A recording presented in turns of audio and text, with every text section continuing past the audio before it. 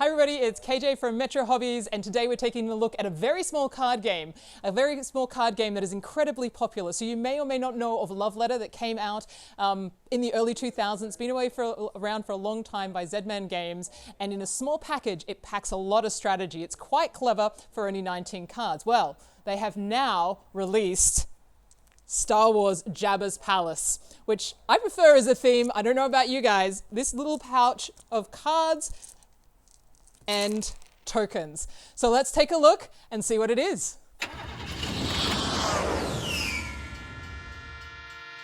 Okay, so this is the little cloth bag it comes with. It actually has a really nice feel, and I'm usually very particular about the feel of cloth bags. Everything you need for the game comes in this little package. And here are the components. They've got these great little victory tokens of Jabba's Palace. The amount you need to win the game is going to be different depending on how many players that you have, because the possibility of you winning is obviously different. That whole amount of tokens is available for a whole game. It plays in rounds. There are these wonderful, I love the art on this. I was really worried they were going to use photo cards, but they're not, they're art. All these cards here, there's 19 of them. There's all these different characters. Boba Fett, R2-D2, Leia Organa, all the classics from Return of the Jedi, and Luke Skywalker. Now, what's special and why this game actually has strategy, if you're unfamiliar with Love Letter, if you are familiar with Love Letter, you'll recognize it.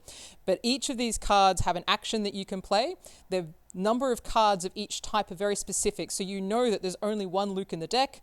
You know that there's 2 guards in the deck. You know there's only one Leia Organa in the deck. So once these are played, you can eliminate them from the game. And the why that might be important is because if you want to get people out, which you do, you can play cards like choose another player and guess a number. If they have that number in their hand, they are out. And you have a chance of actually guessing that, not just by guess, but because you actually know how many cards are played.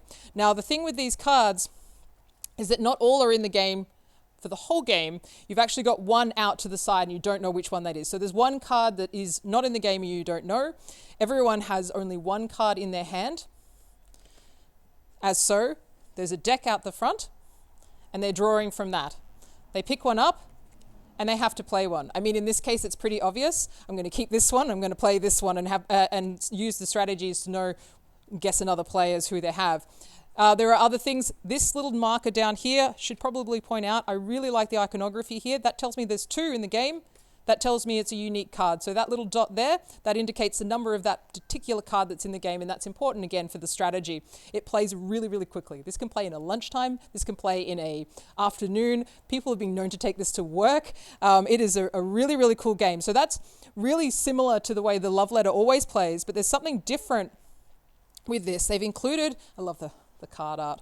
There's something different with this. They've included agenda cards. So the agenda for this game could be Exalted One. And so it's the highest number in the hand wins. So if at the end of the round, if all the cards are gone and there's still a few people standing, it means that the person with the highest number in their hand is the winner. But you have other ones that they've added, which is really cool. My kind of scum. Highest number of the palace cards and the rebel cards in hand both win the round. So whatever highest number is in your hand, you'll win the round. If there's more than one player, if everyone else is eliminated, if there's only one person standing, they win regardless. There's a really cool one here, whereas they got the highest number of palace cards in play in the play area wins. So when you play out a card, and I might not have explained this, you actually have to play it out in front of you. You don't discard them. So people can always check to see what cards you've previously played. And that way they know if that card is in the game still, so they won't accidentally guess it as somebody having it because they know that somebody doesn't have it. So this plays really quick. I mean, there's 19 cards. You get through a deck. The more people you have, obviously, the faster you go. I would say probably a good number for this game is 4. You can actually still play it with 3. There is rules in the rule book. This rule book is that small. It's so good. And you can learn how to play in a video because why not? We all like videos. And here are our reference cards. So if you didn't like the iconography, everyone gets one of these. It tells you what Luke does. It tells you how many cards there are. There's 2 guards. There's 2 Salacious Scrum cards. There's 2 mercenary cards. So it's really cool. But then you've got your unique ones. That tells you if it's a rebels or it's a palace card. Really, really a lot of fun. Highly recommended. So exciting that this is just released. Pick one up, take it to work, play it at lunch. No doubt everyone is going to have a ball with this game. But I will say, If you are going to pick one up, because shuffling matters between rounds because you need to get an even spread, I would recommend sleeving them. Now, I recommend Gamegenic sleeve cards because Gamegenic sleeve cards are really nice finish. They're really thick. They're a matte finish. They slip in like so. And that means that when you're shuffling, I'll just do a couple of them. And you've probably seen me do this before. If not, watch another video. They actually slide together really nicely. It means they don't get damaged, so you can take it to work all you like. And you can do what's called a rifle shuffle. A rifle shuffle is usually achieved when you split a deck. You probably have seen poker players do this. I'm probably not going to do this because I like my game. And they flip it and they fold them together.